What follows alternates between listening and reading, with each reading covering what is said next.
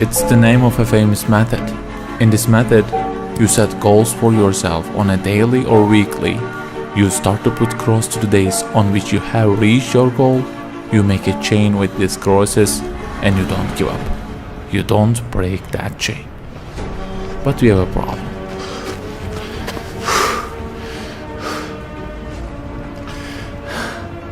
Personal development specialists say that we should have goals. They say don't sleep more than 6 hours, learn a language, finish a book every week, don't stop, always run, don't give up on your dream, don't break the chain. Okay, I don't object to them. I also have a table and put crosses on it every day and go after many goals, no problem. But you know what? They don't talk about the most important part of it.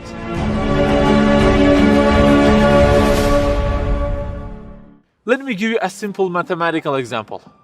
Try to imagine that you are adding numbers, and imagine that the numbers you have added up to this year is, for example, 35 in total, and you start from this year. For example, you will add 4 in this year, and then add 8 in next year, and it goes on.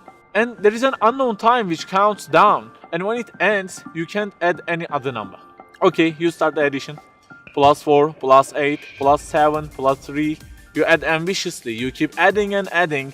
Plus 6, plus 5, and okay, they say time is over. Then you realize that you have added the numbers into a giant parenthesis, and there is a zero multiplication at the end of it. It wipes out all the numbers you have added all those years, and the result becomes 0. Of course, you are disappointed. All your efforts have been wiped out by the 0. A regret arises inside of you. You say, I wish I had seen the whole picture at the beginning and realized that 0 and changed it with 1 before I started the addition. I think you got the point. Okay, guys, you may have goals for this year and afterwards. Learning a language, finishing a book every week, increasing your monthly income to $15,000, not sleeping more than 6 hours, etc. But for what? For what do we set goals exactly? Why don't we break the chain? If it is just for a more comfortable or a more respectable life, remember that all this will already be 0 with death. The death will wipe out all of them. The person who knows English will be equal with the one who doesn't know. The one who earns more will be equal with the one who earns less. The one who can reach his goals will be equal with the one who can't. So, if at the end of it, the death will 0 everything, so what is the meaning of adding more numbers with an ambition? It just increases the degree of the disappointment that you will feel. So the logical thing is seeing the whole picture at the beginning. In this life journey, which will end in an unknown time, my first job must be to prevent death from being 0. Well, can I really prevent death from being 0? I mean, since everything will leave my hands and will be lost, is there any other way that would transform them into something eternal? I mean, isn't there any kind of stamp for eternity that would impress all of the things that I possess and say, look, there is a seal on them and you can't wipe them out, okay? They will remain forever. The only one to say such a thing is the owner of the everything. And he says, كُلُّ شَيْءٍ هَالِكٌ. Everything, the languages you learn, the money you earn, the books you read, everything will be perished, إِلَّا وَجْهًا, except their way towards Him.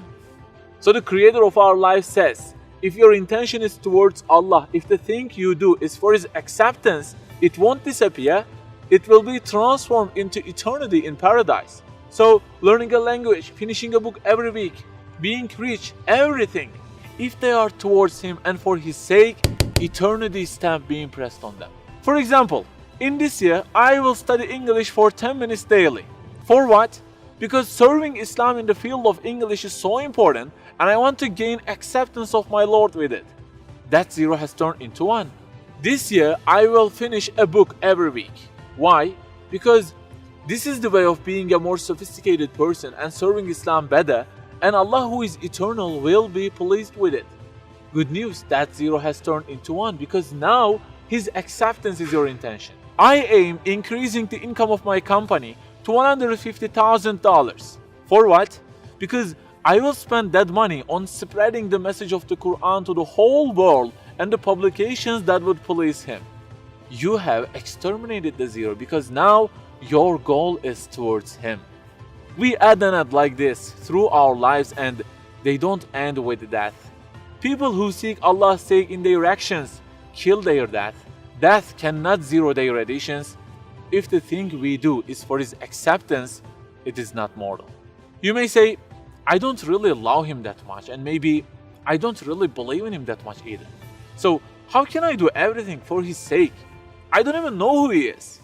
My brother or sister, that's the problem. You don't even know who he is. And actually, it is our first job in this life, recognizing him. That's the first step.